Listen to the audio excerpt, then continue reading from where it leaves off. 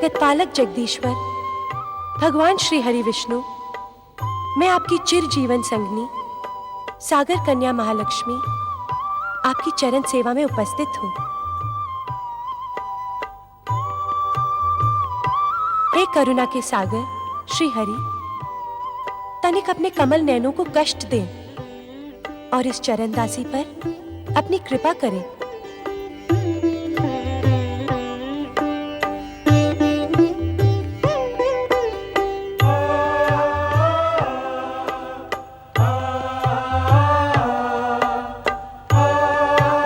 धन, संपदा, वैभव तथा श्री की अधिष्ठात्री देवी महालक्ष्मी पधारें। आपका बैकुंठ में स्वागत है।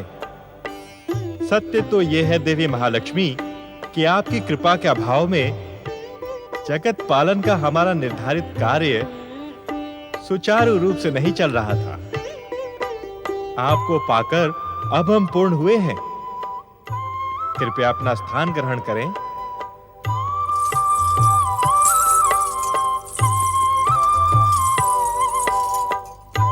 पूर्ण तो मैं हुई हूं स्वामी। हम दोनों ही पूर्ण हुए हैं देवी लक्ष्मी। पधारें।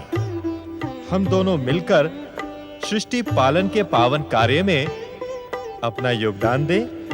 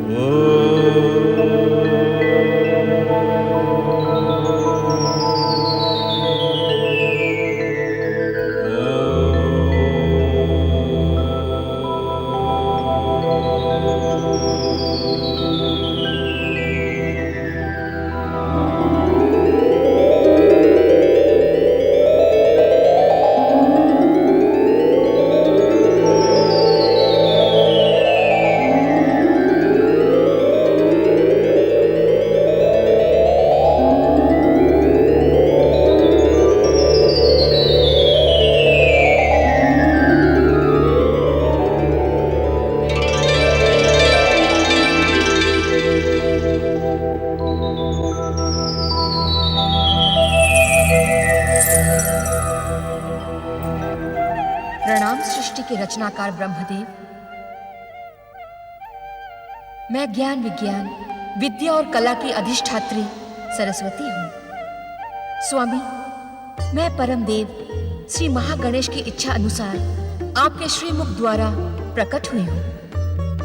आपके दिव्य प्राकट्य से ये ब्रह्मलोक ही नहीं, अभी तो ये संसार ही संगीत में हो गया है।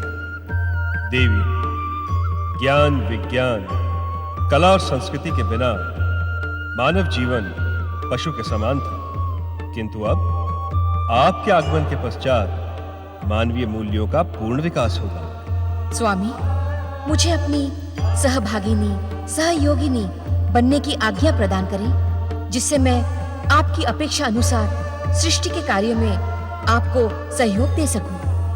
परम देव श्री महागणेश की प्रेरणा तथा इच्छा से तुम हमारे शरीर से प्रकट हुई हो।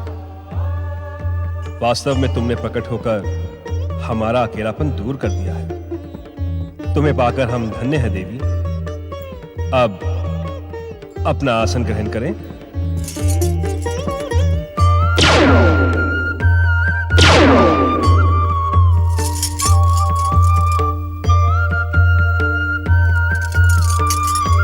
सृष्टि के रचनाकार ब्रह्मदेव का साथ पाकर वास्तव सृष्टि के रचनाकार ब्रह्मदेव का साथ पाकर वास्तव में धन्य तो मैं हुई हूँ स्वामी। सत्य तो ये है देवी सरस्वती कि हम दोनों ही एक दूसरे को पाकर धन्य हैं। सृष्टि रचना के कार्यों में अब हमें आपका सहयोग मिलने के साथ संसार को अपने विचारों की अभिव्यक्ति का नया माध्यम मिलेगा। अर्थात भाषा को माध्यम बनाकर अपने विचारों को प्रकट करने वाला मानव आज के पश्चात कला और संस्कृति को भी अपने विचारों को प्रकट करने का माध्यम बनाएगा। वीणा को धारण करने के कारण आपको यह संसार वीणा पाणी कहेगा। वाणी की अधिष्ठात्री देवी होने के कारण आपका वाग्देवी नाम सार्थक होगा। आपकी उपस्थिति से ब्रह्मलोक का वातावरण संगीतमय हो गया है। इससे सृष्टि रचना का कार्य अधिक सुगम हो गया है। नारायण नारायण।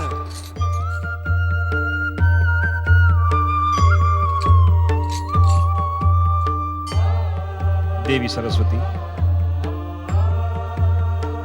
ये भगवत भक्ति का प्रचार करने वाले परम नारायण भक्त और हमारे मानस पुत्र देवर्षि नारद हैं। और आप स्वर्गाधिपति देवराज इंद्र।